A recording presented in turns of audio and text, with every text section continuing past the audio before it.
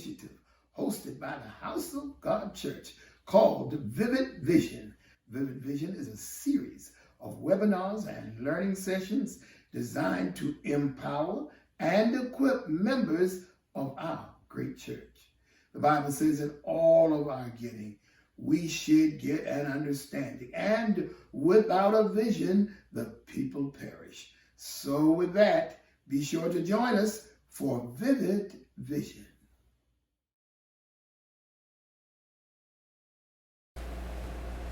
Good morning, good morning, good morning. Welcome back, everyone. Thank you for joining us for today's webinar. My name is Eshane Lee, and I am the moderator of our Vivid Vision webinar series. Today, we're presenting Budget and Understanding and Knowing Your Budget, presented by Mr. Clint Story. Just a few housekeeping rules before we get started. This webinar will be a little different because there will be a two-part segment presented. And after each one, there will be a question and answer period. So if you have any questions during the first presentation, please do not hesitate to type them in the chat. Even if you forget, there will be a second part to where you can also type those questions in the chat. And we will be here to answer all questions throughout this presentation. You know, before we get started, we love to invite God in with the word of prayer. Let us please pray.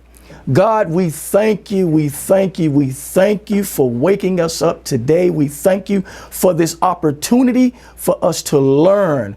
God, as we go through this webinar series, please brighten our minds on the subject topics that is presented to us, God. Right now, we know that we are in this holiday season. Please keep us safe as we travel, as we spend time with our families, God. God, with this, we say amen.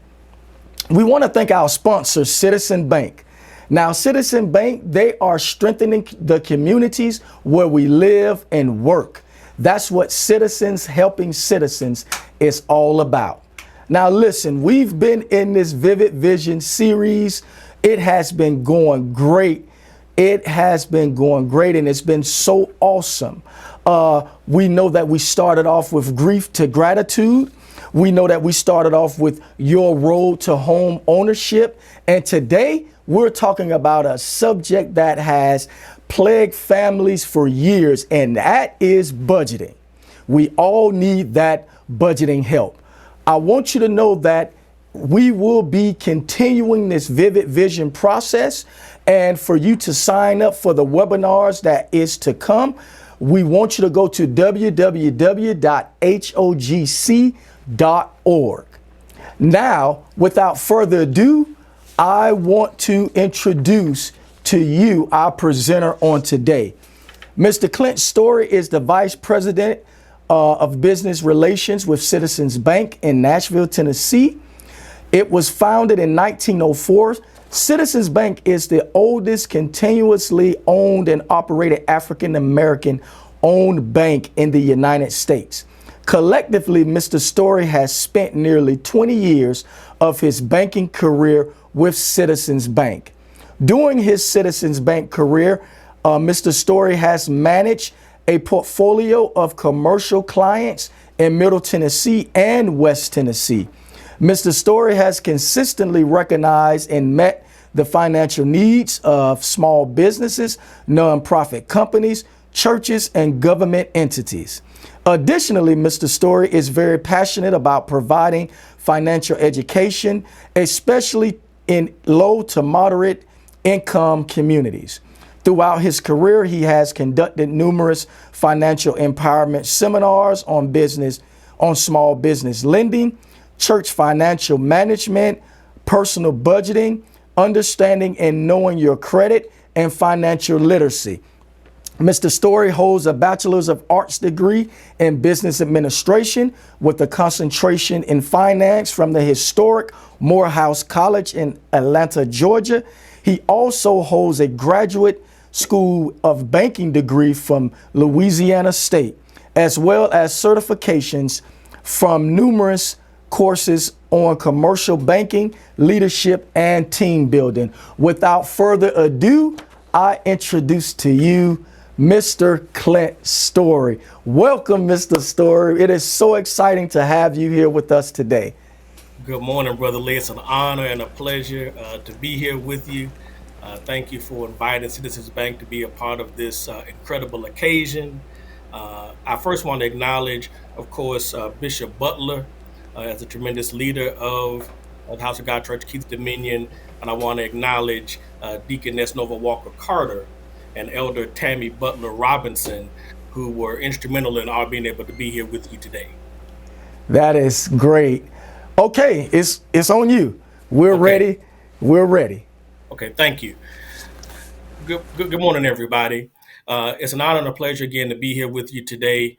I commend you for taking time out of your incredibly busy schedules on a Saturday morning to learn more about how to improve your financial health. As it was noted, Citizens Bank is the oldest African-American owned bank in the country, and this is a ministry for us, providing financial education in our community, bridging the wealth gap between our communities and others. And so we're very passionate to take Saturday mornings, weekday evenings to be able to educate our people. It was noted that we're in Nashville. Actually, we're in North Nashville. We're right next to the local House of God Church, Keith Dominion, here on Hyman Street. That's where I am right now at our corporate headquarters, 1917 Hyman Street. The bank's main office is at 21st and Jefferson, which is, of course, right around the corner near the headquarters at 28th and Ed Temple on Hyman. And so we're in the heart of North Nashville, in the House of God Church, Keith Dominion, TSU Fisk Meharry. So this is the heartbeat of our community where we are today. We're going to first begin by going through understanding, knowing your credit. First slide, please. It just indicates welcoming everybody here today to receive this very important and beneficial financial education. Next slide, please. The title of today's session is Financial Wisdom. I really commend House of God Church Keith Dominion for having these series, and I figured the perfect title would be to entitle it Financial Wisdom, which is what we're going to do to educate and empower our attendees today. Next slide, please. We're going to have two parts, as Brother Lee mentioned. We're going to first go through understanding, knowing your credit, and then we'll take questions right after that. So again, please put your questions in the chat so we can address them. And then we'll next go to budgeting and have a section for questions at the conclusion of that portion as well. Understanding, knowing your credit. Next slide, please. What is credit? Credit is an agreement to deliver something of value, goods, services before payment is received. The power to buy or borrow on faith. The right granted by a creditor to defer payment or to purchase property or services and defer payment on them. Your credit follows you wherever you go, and it can have a tremendous impact on the comfort level of your life, the stress in your life. Next slide, please.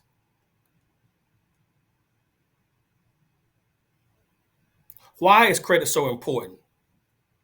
Your credit report serves as your financial references to companies with whom you want to do business. So this could be if you're looking to apply for an automobile loan, if you're looking to apply for a mortgage loan, if you are looking to apply for any sort of credit at a retailer, your credit report indicates your willingness to repay in a timely manner and the likelihood that you can repay in a timely manner. Lenders use credit reports to determine the likelihood that you repay your loan in a timely manner. Independent of what I mentioned earlier as it relates to applying for loans, credit reports are also used in other non-lending situations, such as employment checks, apartment rental applications, etc. Over the last several years, this has been a big one. A lot of people didn't realize that when you're applying to lease an apartment, a credit report is pulled on you. Additionally, in the last few years, we found that utility companies pull credit reports as well and determine whether you should be able to get your utilities turned on based upon whether you've been paying the utilities at your prior apartment in a timely manner. So again, independent of lending, your credit worthiness follows you everywhere, even when you're looking to apply for an apartment, obtain utilities, etc. Next slide, please. What is your FICO score? Your FICO score is what determines, again, your ability and willingness to pay. And it's broken down into 5 sections. The first one with the largest percentage is your payment history.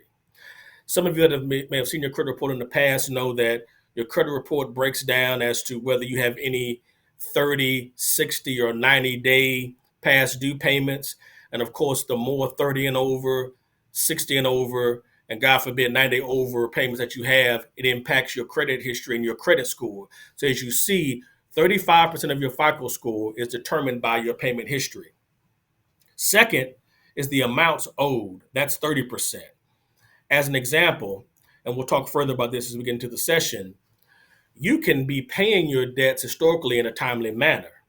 But creditors also look at the amount of debt that you have, because that can speak to the likelihood that if you have a blip along the way, you're going to have trouble paying your obligation. As an example, a very big one is credit cards. You may have shown the ability to pay your credit cards in a timely manner, have no 30-day or more past dues, but let's suppose you've got $10, $20, $50,000 in credit cards and you're only making the minimum payment. While yes, you're not viewed negatively because you're paying it on time, but your credit score is compromised because you have so much outstanding debt and so much outstanding availability of debt with those credit cards. So as you see, payment history and amounts owed, that's 65% of your credit score. So thus that really drives the score and whether you can receive credit or not, or be able to rent an apartment, etc. Number 3, length of credit history, 15%. I get this type of question a lot. I don't have any credit. It's not established. Well, length of credit history is important in the sense that if you have not obtained credit and you've only had it out there for a year or two, that can affect the level of your score up to 15%. So again, not to the level of payment history or amounts owed, but length of credit history is important. Back to my point I just made a moment ago about inquiries as to I can't establish credit if I can't get credit. A great way to look at amending that is to have a cash secured loan. Let's say while you're young and in college or in your early years, just borrowing $500 secured by cash and paying it back in a timely manner. That can help build credit for you, the right type of credit. Number 4 is new credits, 10%. So what does that mean? And this is the best example I always use for that. You don't want to go out and look to purchase a car, be able to go out and get a credit card from Best Buy, from Dillard's, from Walmart, etc., and have all these new credit obligations on your credit report, because that can weaken your score as well. Again, it's not as impactful as your payment history or amounts owed, but when your credit score is pulled, if you've recently gotten several new credit cards issued and you've bought a car, that can compromise your credit report as well. Then lastly, types of credit used, 10%. That goes back to the earlier point. It is fine to have credit that speaks to a mortgage or a car, but staying away from credit cards, staying away from a number of retailers that give you credit cards, types of credit used is 10% of your score. So collectively, this is your 100% that arrives to your FICO score. The most significant portion, again, being your payment history and amounts owed. Next slide, please.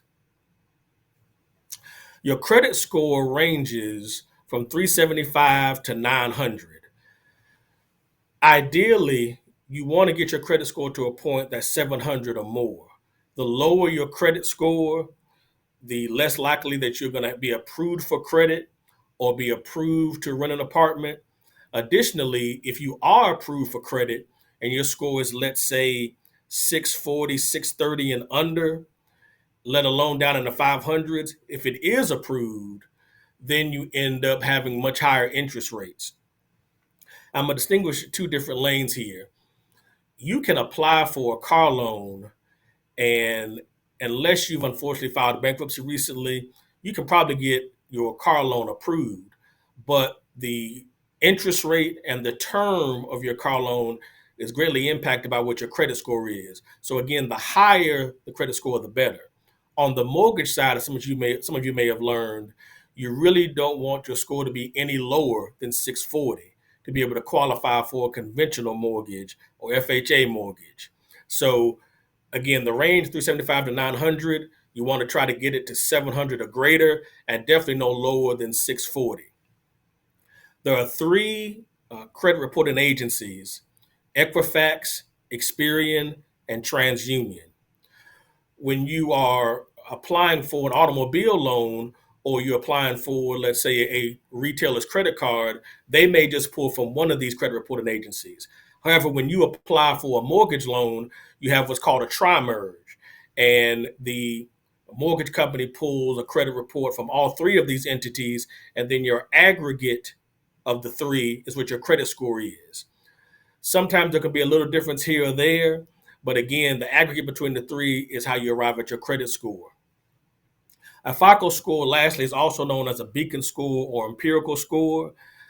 Just like your Social Security number follows you everywhere you go, your FICO score follows you everywhere you go as it relates to applying for credit, trying to obtain apartments, etc. Next slide, please. Please take these down, or in today's time, take a picture of the screen.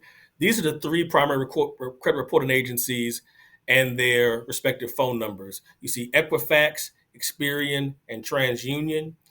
All three of those entities, you can get a credit report for minimal charge. I believe right now it's maybe $25 or less. You can also go to freecreditreport.com. I caution that if you go to freecreditreport.com, it can give you a pretty good snapshot of what's on your credit report and the level of performance that you've shown up via your credit. But freecreditreport.com is not as exact as getting a credit report from one of the three reporting agencies. So again, it's well worth it to spend the $20, $25 to get an actual credit report with the score. And the credit reporting agency credit reports are going to go into greater detail than freecreditreport.com. You'll see on a subsequent slide, but I'll make this note now.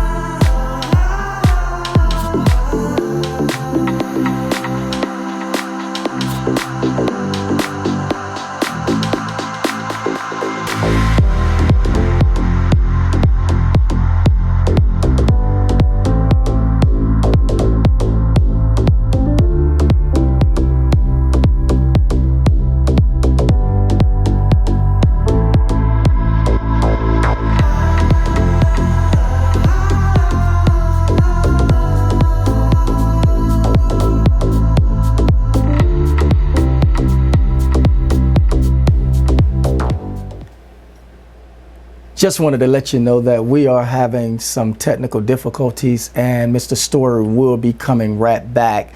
But as we do understand that he was talking about knowing your credit, there have been some questions that have come up in regards to knowing your credit that Mr. Story is going to answer within this first segment that he's been covering. So far, it's been so educational, learning about the credit score, learning about the percentages of your credit, especially dealing with payment history, amounts owed, credit history, new credit, credit use.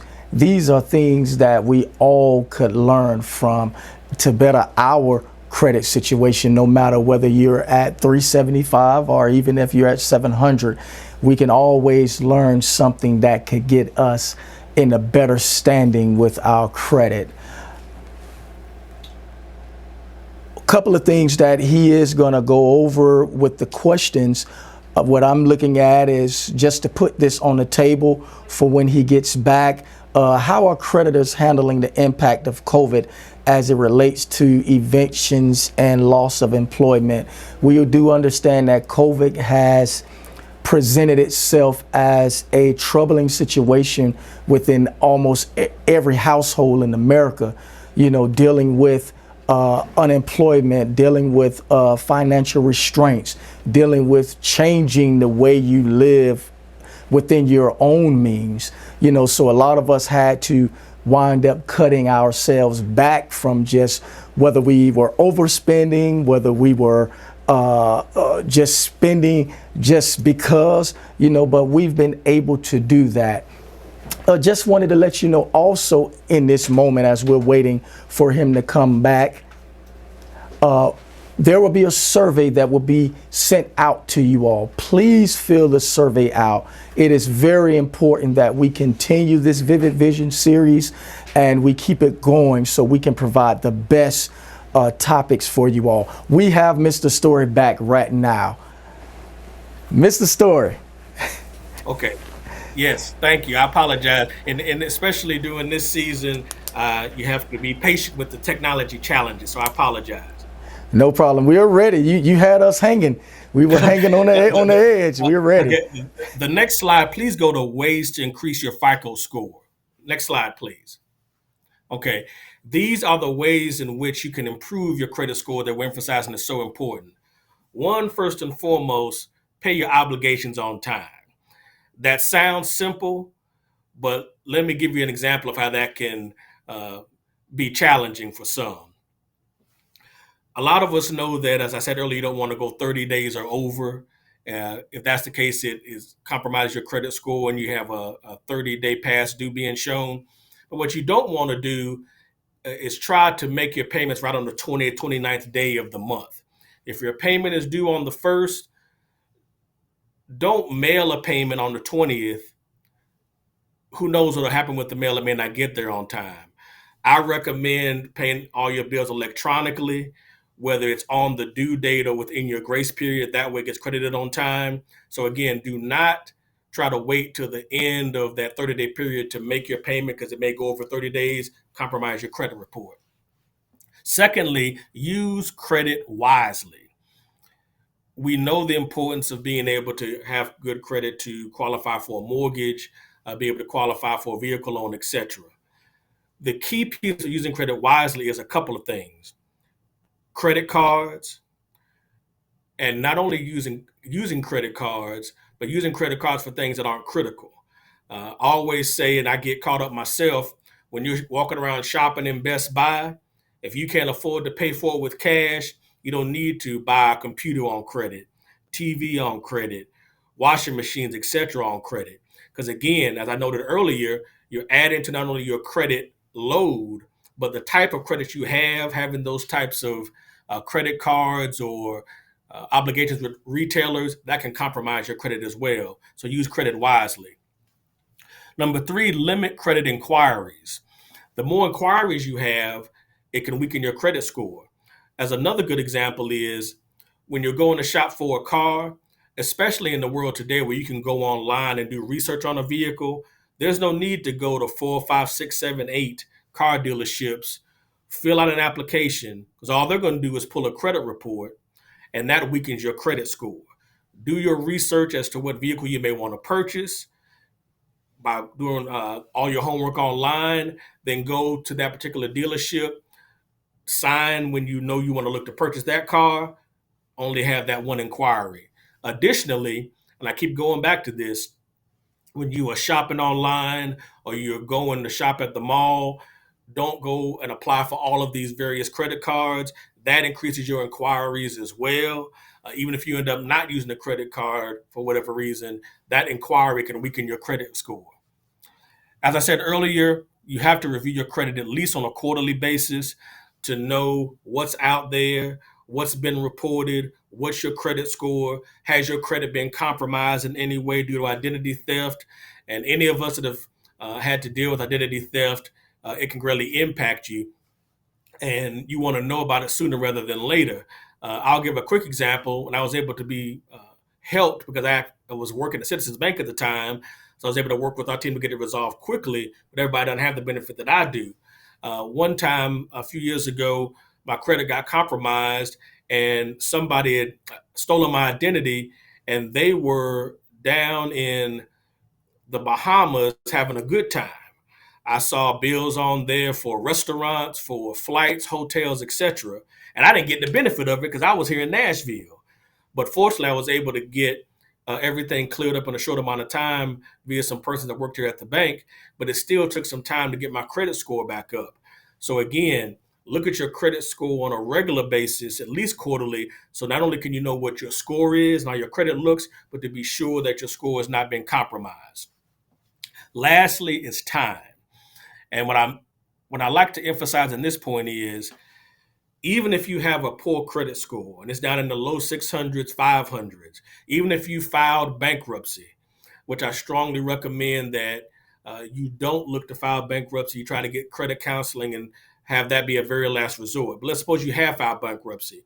I always tell our people, you can come back from poor credit, weak credit, or some bad decisions. Even if you have a very weak credit score and you have some charge-offs, you have some collections, if you begin to pay things on time, handle your credit responsibly, usually within about 2 to 3 years, your credit can be repaired and improve significantly enough so you can now obtain credit again. So whatever has occurred in the past, no matter how frustrated you are with what your experience may have been, just know that if you begin to do things decent in order now, do things the right way, time, as they say, heals all things, and time can heal your credit as well. So no matter where you are now, it can get better. Next slide, please. Standard credit versus alternative credit. Standard credit is what I've noted earlier: mortgages, vehicle loans, etc. Alternative credit is really what has negatively impacted our community over the last several years. And as an example, those are your payday loan companies or your title loan companies, and they permeate our community. It's all over our community, right where we are in North Nashville, and they're predominantly in the African American community because it preys on our people that may not have been exposed to the best financial education, those of us at low to moderate income that are living paycheck to paycheck. And the payday loan companies have these big billboards and express that they can help you. But once you get a payday loan or you get a title loan, that cycle is incredibly difficult to get out of because those loans have incredibly high interest rates, 18, 25, 31, 32%. And once you get one, because it's so difficult to pay back, you usually have to borrow another $2,000 to pay off the loan you got, and you have this vicious cycle. So I highly recommend coming to your banker, coming to a credit counselor if you're in a compromising situation, borrowing money for a family member. Yes, that can present some challenges, I know, but do your best to stay away from payday loan companies and title loan companies, because once you go down that road, it is very difficult to come back from it. You probably have read over the last few years, there's a lot of legislation that's being discussed as to how to not have these types of companies charge such exorbitant interest rates. But that is still a lot back and forth with that. So that alternative credit of payday loans, title loan companies that are in our community, please do your very best to stay away from those types of credit obligations, because those are very, very challenging to come back from once you get that process started. That concludes the credit section. I would like to pause right now and see if there are any questions before we go to the next section, please. Oh, yes. The questions been lighting up in the check box. First question, how are creditors handling the impact of COVID as it relates to evictions and loss of employment?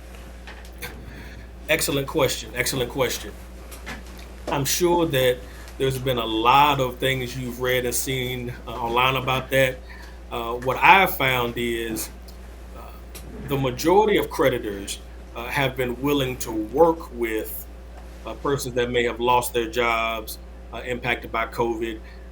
For example, at Citizens Bank, we did a lot of extensions for clients up to 90 days or 180 days to allow them to be able to get things stabilized until they were able to find employment during this COVID season. Uh,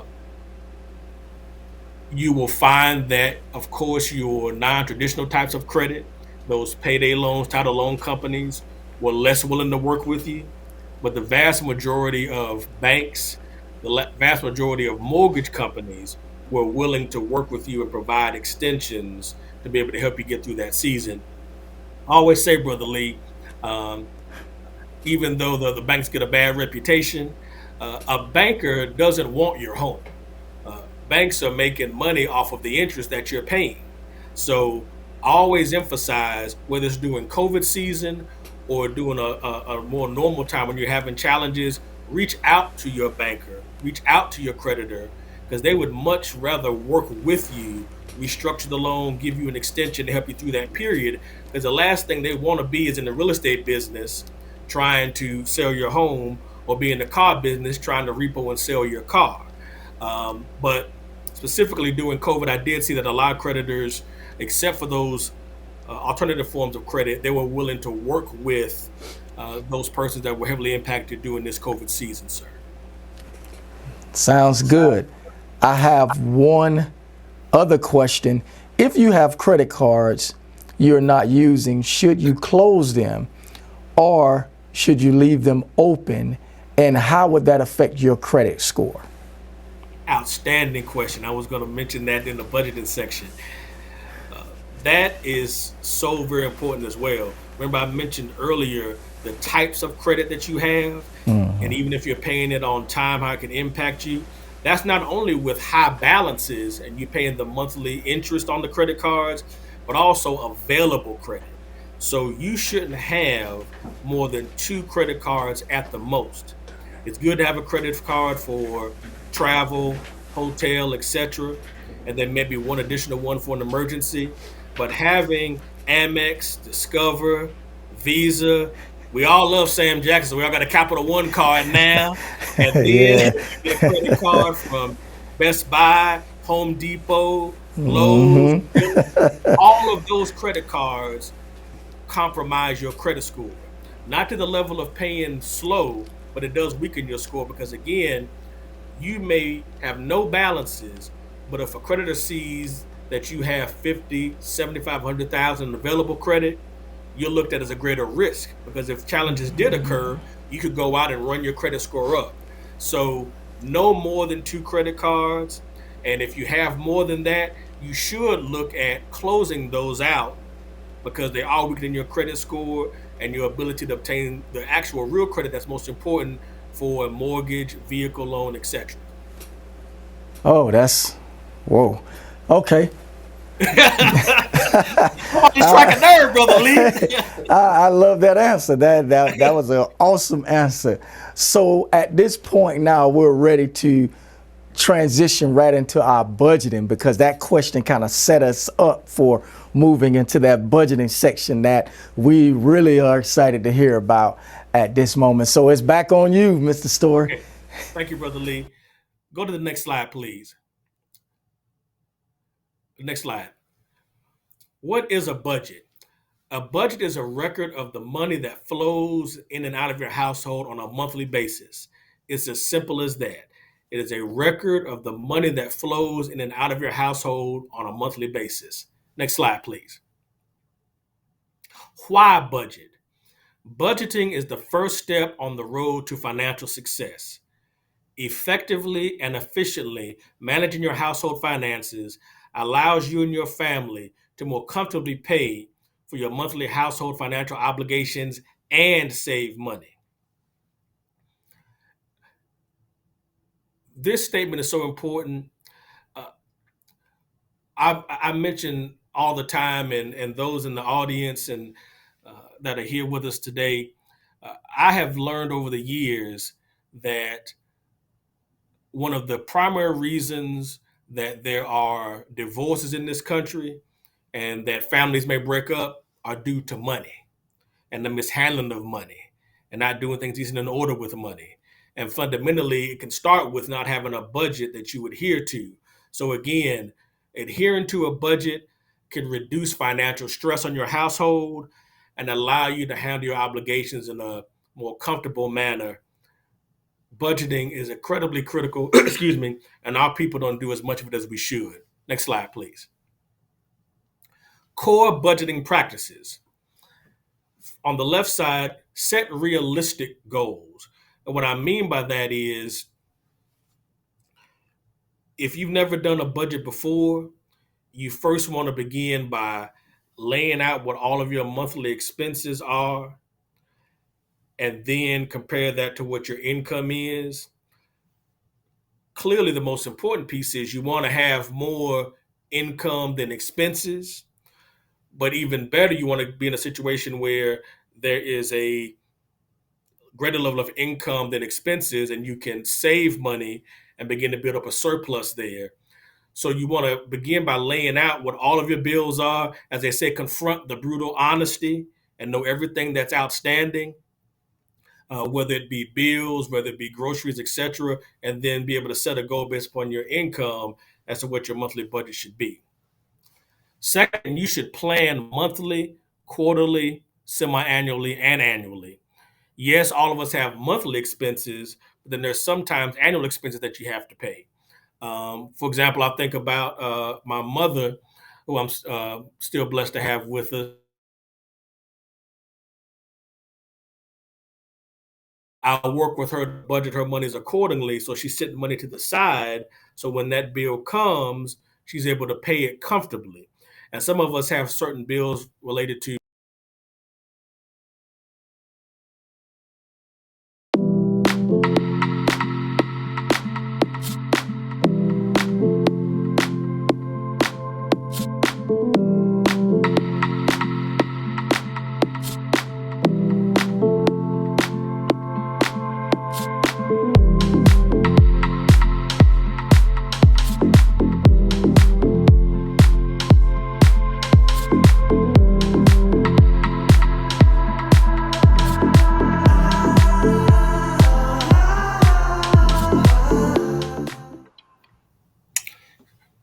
and we're back. I apologize for that again. But I just emphasize the importance of planning monthly, quarterly, semi-annually, and annually. Third on the left side is long-term planning, planning for retirement and college education. A number of us, we end up working well past 60, 65 Social Security age. We're working well into our 70s and sometimes 80s, not because we want to, but because we have to. And so not only do we need to plan and budget on a monthly, quarterly, semi-annual, and annual basis, but you want to get with a wealth advisor, financial consultant, and plan for your retirement, as well as your kids' college education. I have a niece now that's 13, and I play a critical role in her life, and she'll be in college the week after next. Time goes by very quickly. So if you're blessed to have children or young people that you are responsible for, the earlier you can begin planning for their college education, the better. I think we all know that what college cost 5, 10 years ago is going up significantly year by year. And if you have a 5-year-old now, what it will cost to send he or she to college in 12, 13 years will double or more than that, or go up more than that. So plan for college education as well. I noted already on the right side, plan according to your household income. Review your budget on a regular basis. This point is very important. A budget is only as good as how often you review it. You can lay out a budget this time of year in December, planning for the new year. But as you know, once you get into the new year, you may be blessed that your income goes up. So thus you need to be planning to save more money. Or you may have an expense that has gone up. It may be, as an example, if you're blessed to have a mortgage, your property insurance goes up. and thus the amount you have to escrow has gone up, so your mortgage payment goes up. So you may have to adjust your budget accordingly. Your car may be running fine now, but your car may unfortunately have some issues in May or June, and you have to go out and get a car loan. And now you have to be able to pay for that car, of course, on a monthly basis. So thus you need to adjust your budget. So again, making a budget this time of year is great as you're starting the new year, but looking at your budget on a regular basis to see where you need to make adjustments is critical to be sure that you've got financial stability. The last point on core budgeting practices is make sure that the entire family understands the budget and that the budget is reasonable. This is obviously very important when you're dealing with a household where you have a husband and a wife. Everybody needs to be on the same page. If you know you're only supposed to spend X amount of dollars as it relates to entertainment, eating out, groceries, etc., both parties need to adhere to that. If you agree on a budget as a family, you don't need to deviate from that, because again, that can compromise the dollars flowing out of the household, but also lead to financial stress. So be sure the family is on board with the budget and then acts accordingly and adheres to the budget going forward. Next slide, please. What are the components of a budget? The fixed expenses that pretty much stay the same on a month-to-month basis: your rent or mortgage payment, your vehicle payment, and insurance premiums. I noted on the prior slide that your insurance premium may change from year to year as it relates to your home. It also may change as it relates to your automobile, as an example. But for the most part, even if those expenses change, those are set fixed expenses you have to pay on a monthly basis, and they don't deviate a great deal. Those are the most important components of your budget: rent, mortgage, vehicle, insurance premiums. Next slide, please. Variable expenses, utility bills. This is a big one here lately. Student loan payments. And no, you can't defer your student loan payments till you're 85 years old. At some point, you're going to have to begin paying it back and work out a sound payment plan with the government, your student loan provider. So student loan payments,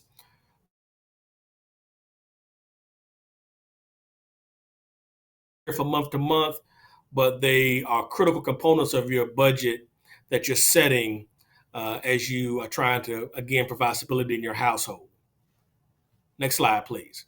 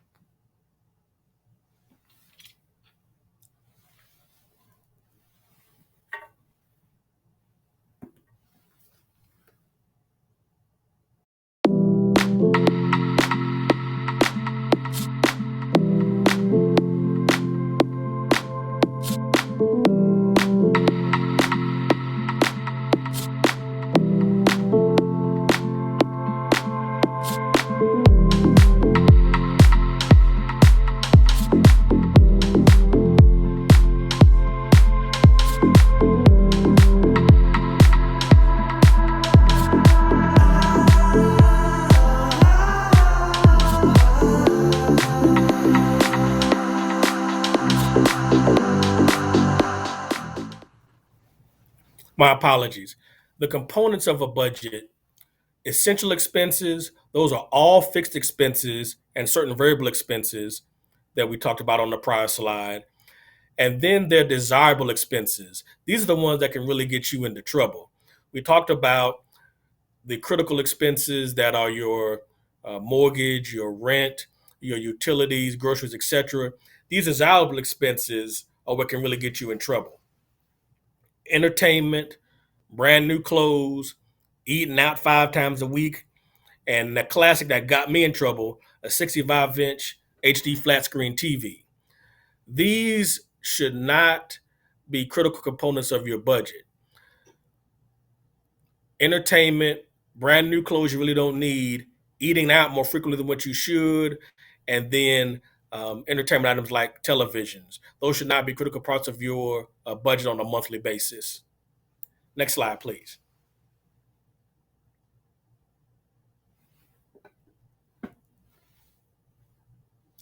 Pay yourself.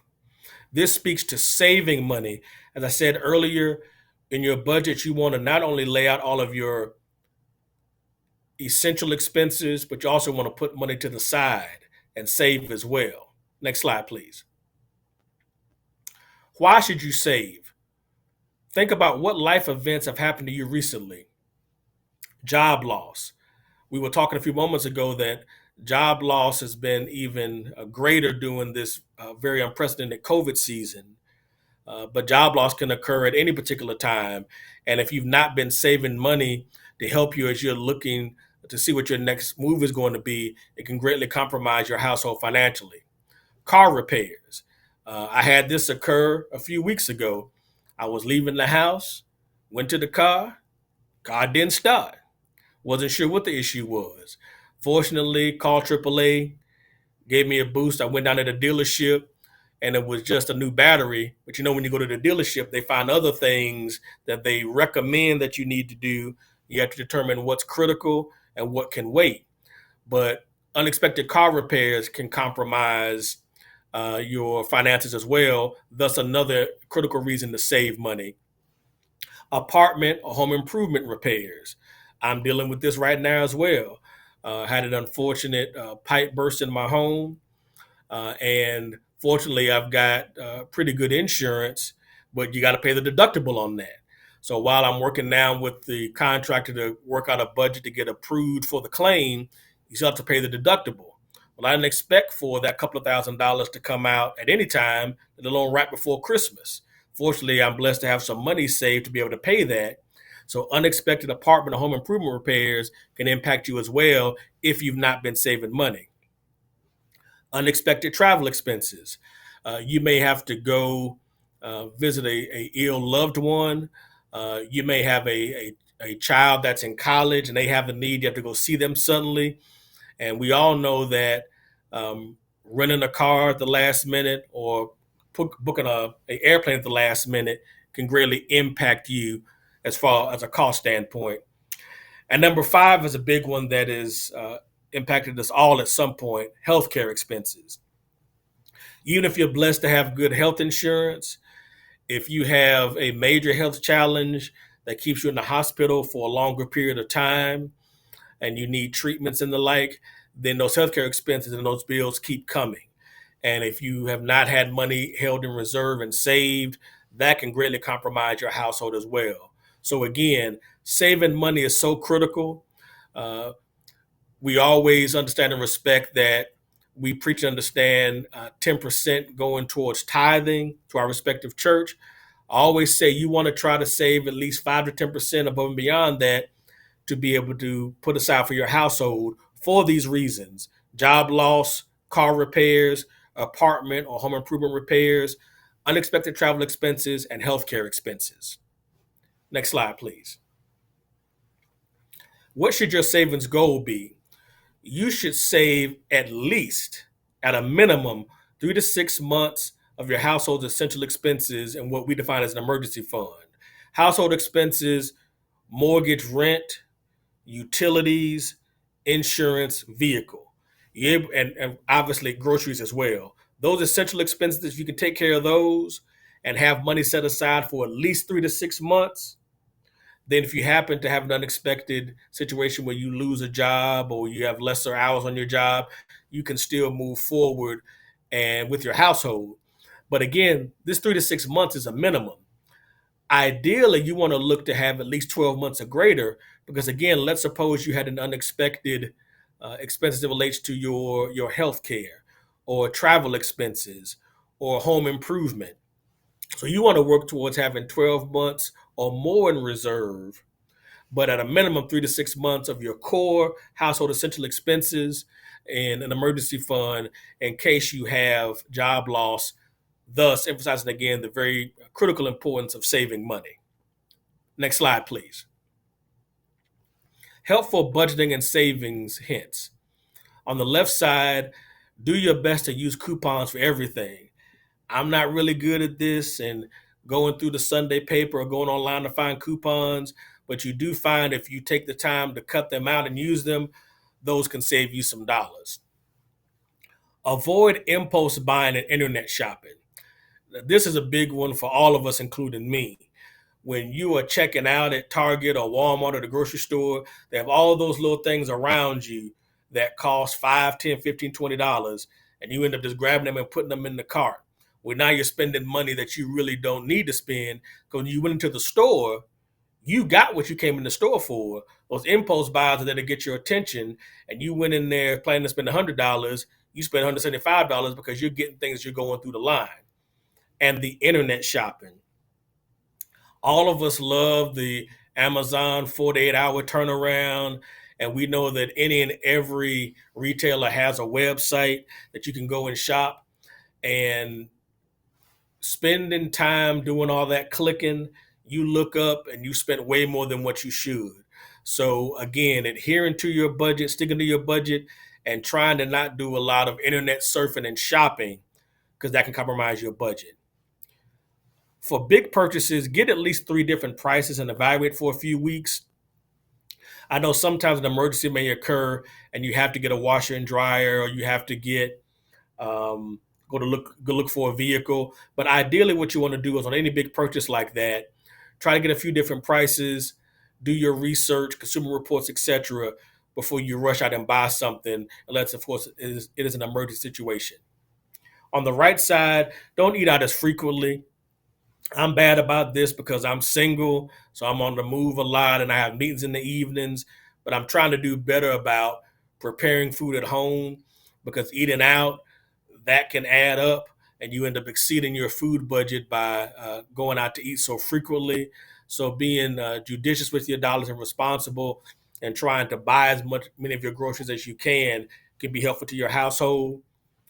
Have money automatically transferred to your savings account on a monthly basis, as opposed to having to go on the app on your phone or go onto the computer and transfer the money yourself. Have money transferred automatically, whether it's $100, $200, $500, whatever amount can be helpful. But if it's already automatically transferred, you don't miss it.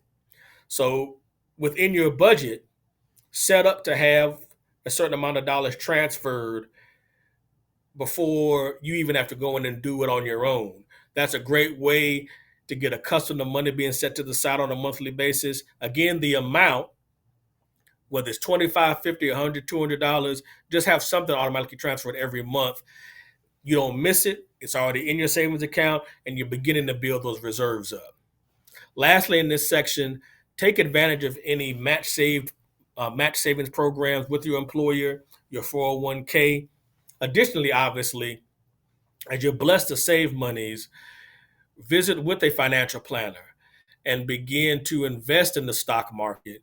And depending upon what your risk tolerance is, some of that's dependent on age. If you're 30, you can have a greater amount of risk tolerance and you'll put more money in the stock market to put into investments that may have a greater risk, but also a greater return. If you're blessed to be 55, 60 or older, you may have more conservative investments as it relates to mutual funds and the like. But as you have built reserves over the years, begin to look at investing in the stock market, because you don't want to just depend upon your 401k or your pension. You want to have built investments as you're going towards retirement as well. And I noted earlier that a lot of us work longer than we should have to based upon our age. And some of that is because not only do we have nothing in reserve, but we as a people don't invest in the stock market the way we should. So the earlier we can teach our kids, whether they be elementary, middle school, high school, college, let alone the adults that may be 45, 50, 55. It's never too late to get involved in the stock market. Again, your risk tolerance may vary based upon age, but put money in the stock market, build it, save it. That way you can be more prepared when it comes time for you to look at retiring. Next slide, please. We talked about this earlier, but I'm going to emphasize it again on credit cards. And I answered the question about you only should have 2 credit cards at the most. And I note on this first section, you should only have a traditional Amex, Visa, MasterCard, and Discover. Only one of the two. Do not have all the credit cards that are tied to Home Depot, Best Buy, Dillard's, Macy's, any retailer. That's just going to compromise your credit, because inevitably, even if you don't use the credit card, as I noted earlier, it can weaken your credit score because you have available credit. And then when it's available, you are tempted. And especially this time of year with the holidays, you end up swiping that card in the store or online, and you run up your credit balances, which weakens your credit score. If you do need to use credit cards rather, and I noted earlier that credit cards can be valuable to use as it relates to big purchases, washers and dryers, etc. But if you do use your credit card for those types of larger purchases, you still want to work to pay off that balance on the washer and dryer within 6 to 12 months. Don't just make the minimum payment and pay all that interest for a year, 2, 3, 5 year period that some of us have done. If you do have to use a credit card, pay it off within 6 to 12 months, knock that out, get it down to a zero balance. One, so you can continue to improve your credit score, but two, now you're paying lesser interest. And then three, you have the credit available to you again in case of an emergency. So large purchases, be sure to pay down within 6 to 12 months. Next slide, please. That concludes the budgeting section. I'd be more than happy to take any questions on the budgeting section, or if there are any questions from the prior section that we had about understanding and knowing your credit. Thank you, Brother All Lee. right. Thank you, Mr. Story. This has been exciting information. We do have a question from the earlier part. One question, it states, I am married. However, I am continuing to get credit approval in my maiden name. Should I be concerned about my name with the credit report? No. I do know of situations where persons are married and they're still getting credit in the maiden name. That doesn't compromise you in any way. It's fine to do that. I will say the husband and the wife need to be in good communication as to what their respective credit reports have on them, because there will come a time that you may look to purchase a new home or refinance your home.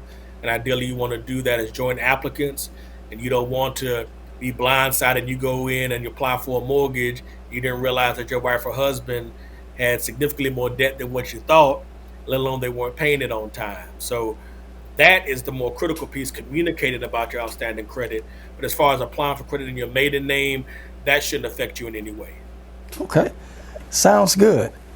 All right, one important question that I see here, what can a teenage 15 to 18-year-old do to jumpstart their credit? Is there any like youth credit programs that are around that that can teach our 15 to 18-year-olds how to, get slowly jumpstart their credit? Okay. There isn't any way. Did I lose you? Are you still there, We Brother still Lee? here. We're still Okay. here. We with you. Okay. I don't recommend that any teenager get credit. You don't want to even think about that till you become 18 or older. This is the age where you want to learn about the importance of credit and how to use it wisely. That's why, independent of what we're doing today at the House of God Church, we also do a number of financial empowerment seminars at local public schools, going from elementary age all the way through high school, let alone in the local colleges, TSU, Fisk, Meharry, etc. It's more important at this point to know what not to do once you become an adult, i.e. once you go to college and you get all of these credit card applications in the mail and you send them back and you end up, you're not making a dime. You're just a student on student loans. And suddenly you got 10 grand in credit cards and you're traveling, buying entertainment stuff, etc. That's what gets you in trouble. It's better to wait till you're an adult and you actually are gainfully employed, whether you have a summer job, what have you, in college, and then you can go out and get some small credit then. But when you're in high school or middle school, you should just be learning about the importance of being good stewards of your dollars and how to handle credit once you become an adult. But there aren't any ways for you to obtain credit, nor should you want to obtain credit. You should learn better how to use credit for your benefit once you become an adult. Oh, that is great information. Just really quick before I get into the next question, we are going to extend time due to technical difficulties. So we have a few more questions to ask before we go ahead and wrap this session up. So I'm fine. I'm all fine, right. please. Yes, sir. All right. So we have a question. Do payday loan or title loan companies report to the credit bureaus? Yes, they do. And that can greatly compromise your credit report. As I noted earlier, once you borrow $200, $500 one time, and it's at 28% interest, and obviously that's difficult to pay back, inevitably the title loan company says, oh, that's fine, we'll just give you another loan to help pay that off and we'll go forward. And that does goes to the credit bureau, and it greatly compromises your credit score for two reasons. One, the type of credit is viewed as riskier credit. If you recall from the earlier section, I know that types of credit can compromise your credit report. There's no worse type of credit than a payday loan or a title loan. Additionally, since they're so difficult to pay back in a timely manner, oftentimes you end up getting behind on them and get those 30, 60-day past dues. That weakens your credit report. And then unfortunately, I've seen on far too many occasions where, because someone is overwhelmed with those payday and title loan, they end up getting charged off and filing bankruptcy, which obviously greatly compromises your credit. So specifically, yes, it's reported to the credit bureau, and once you start down that road, it can be very challenging to come back. Not that you cannot, as I said earlier, time heals all things, but don't go down that road with the title loan companies. Ask friends, family, go to a credit counselor. Borrowing that $200 or $500 is not worth it, because that can set you back going forward for many years to come. Great, great. Next question. Are insurance premiums directly related to our credit worthiness? They are not. Insurance premiums are not tied to credit worthiness. It is strictly based upon just how the market changes with the age of your home, losses insurance companies may have had, etc. So the mortgage payments and what your mortgage payment may look like from a principal and interest standpoint, that's driven by your credit. But insurance premiums are independent of that. They have nothing to do with what your historical credit may have been. Okay. All right. Let's see here. Okay.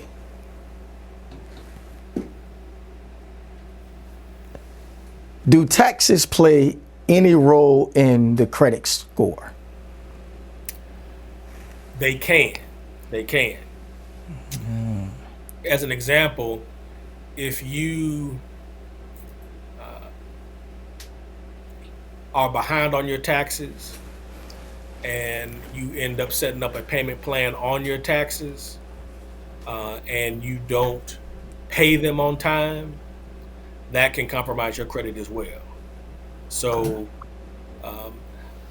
but that's a situation where it only comes into play if, in fact, you don't adhere to the payment plan with your taxes. That could be reported on the credit bureau. What's interesting is the actual payment plan itself isn't impacted on your federal taxes. Again, unless it's something that's charged off and you don't pay it. Where it can come into play is if you have a business and your Department of Revenue taxes or payroll taxes, and you're a sole proprietorship or a partnership, that could end up on your personal credit report. So if you do own a business and you're a sole proprietorship or partnership, and when you establish the business, you're the signer for the sales taxes and your payroll taxes, pay those, that could end up on your credit report. Your IRS 1040 taxes that you pay individually, that doesn't go on your credit report unless you don't pay back the IRS. They have to start a collection effort. Then that can end up on your credit report at that point. Whereas on this side, with the payroll taxes and sales taxes, if you're a business, once you establish a payment plan, that ends up on your credit report. So for probably most persons here, if you're not a business owner, you don't need to worry about a tax payment plan ending up on your credit report, unless it's something that you don't pay in a timely manner, has to be charged off, and IRS is to come after you. Okay. And IRS, they definitely will come after you. Oh, definitely will. And let me make one quick point, Brother Lee. The IRS does not email you. They don't call you. And a lot of times we end up providing information via phone or email because we think it's the IRS. The IRS only communicates, it's old school, but it comes through the mail. So any correspondence with the IRS, whether they are trying to send, or they need information from you, they're trying to set up a payment plan, it's all via mail. So don't ever get caught up in getting an email or a phone call and giving out your information, because that's somebody trying to take advantage of you. And that's somebody trying to compromise your credit, get your identity. IRS only communicates via hard copy mail. That's true. That's true. Now I have one question. If I apply for a store credit card just for the discount and pay it off and never use it again, will that negatively affect my FICO score? It will not. But here's where you can get in trouble. If you use, and I have this situation with my niece all the time, because I'll end up getting these little credit cards for her little place she likes to go. But I'm disciplined enough that if we use the credit card to get the discount and we spend $50, $100, because like after I finish here today, I'll go pick her up, we'll go out. Saturday is our day out. And she knows she has a little budget to work with, and we handle it from there. But I know once that bill comes, I pay it off within that 30-day period. So it's never going to really sit on my credit report. Where we get in trouble is the discipline of, once that bill comes, I can just put $5, $10 on that. I can pay that off down the line. And then you end up having the Best Buy credit card, the Bed Bath & Beyond credit card, the Ulta credit card, all of that. So if you have the discipline to get it paid off, to get the discount, that's great. But remember, those retailers know that the vast majority of their customers do not have the discipline to pay the credit card off once the bill comes in 30 days. They got you now. They know you're going to keep that credit card and have it out there for months and years to come. So if you have the discipline enough to do it, yes. But I contend, don't even put that pressure on yourself, because who knows what may happen between today and January 1st, and you've had a situation come up in your household and you need some money for additional reasons, and you say, well, I can go ahead and pay that Macy's credit card next month. You'll never get it paid off. So I always say it's not worth, time is money, okay? Yeah. So getting the discount of 10%, if you sign up that day, it's not worth it. Just go ahead and pay for it with the monies that you have, with your debit card or cash. Keep it moving. Don't even get caught up in the discount, because they're trying to lure you in, and they know once they got you, they got you. They got you. Yeah, we thank you for this question and answer period. We thank you, Mr. Story, for you taking time out on this Saturday to talk to us about your credit and also your budget. We definitely appreciate you. Thank you. This has been a tremendous experience.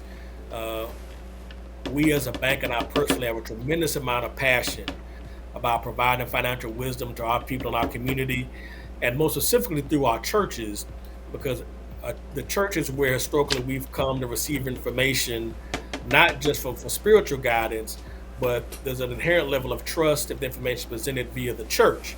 And so it's great to be here with you today, provide this information. And I welcome the opportunity to provide my information for persons to ask questions going forward.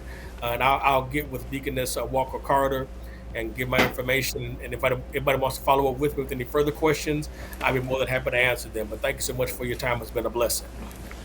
All right. We definitely appreciate you. And again, as I stated before, this Vivid Vision series becomes better because of you. Thank you. We thank you for your God time. bless you. God bless you too. All right. We want to thank Citizens Bank as our sponsor for this particular Vivid Vision series. We thank you for tuning in. As I stated before, this series have been great. The 3 Vivid Vision webinars that we had this year to end this year out has been awesome information for us to take back to our families, to our friends, to share with them. And going into 2022, listen, there are some great things happening. There are some great things being planned, so stay tuned to the Vivid Vision webinar series. Listen, thank you, everyone. We appreciate you being here with us. I want to leave you with this. Wisdom is the principal thing. Therefore, get wisdom, and with all thy get understanding. Thanks again for joining us today, and I want you to have a happy and safe holiday season. Until next time, we say thank you for joining us. We'll see you in 2022.